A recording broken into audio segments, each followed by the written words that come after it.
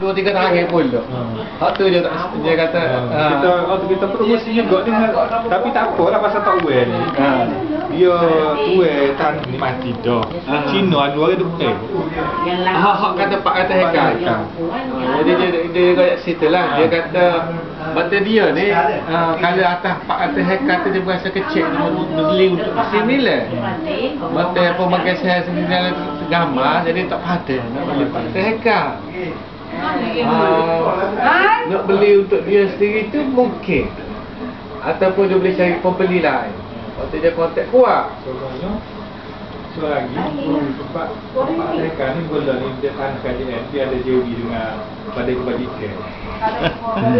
Abang amo tak berapa jumpa amo rasa sekali apa kali. Tak berapa itu dah. Tak apa ceh. Abang dia mari tak sekali dah. Ya. Kak Syah. Abang dia sudah lah. Alibata tu. Alibata. Bukan mabu yang masuk Facebook lah. Ya, Abang dia pergi masuk komputer Facebook dia. Menjemput. Dia bimbangnya tak ke alik mail dia kata. Maka alik amil tu tak kemah ataupun 2-3 tahun pula. Jadi dia kata, kita nak tolong dia, tak ada masalah dah. Mama dah asma. Takut tolong-tolong ada 2-3 panggil nak bagi komisi. Hak tu dia kata dia tak sih. Campur. SO boleh. SO nak kata nak kita tunjuk ni kan. Dia nak pergi dia nak ada orang nak tolong kita tunjuk. 2 kereta dia kata dia.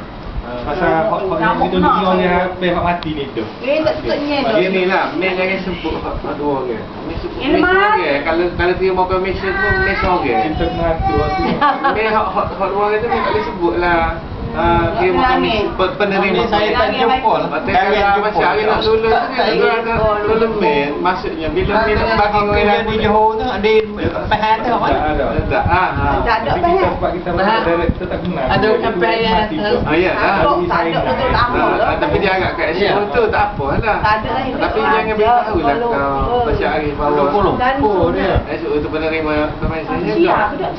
Ini Dia kata kita dah hari tu mula-mula lepas pada mail tu Dia mana satu tim balik janda.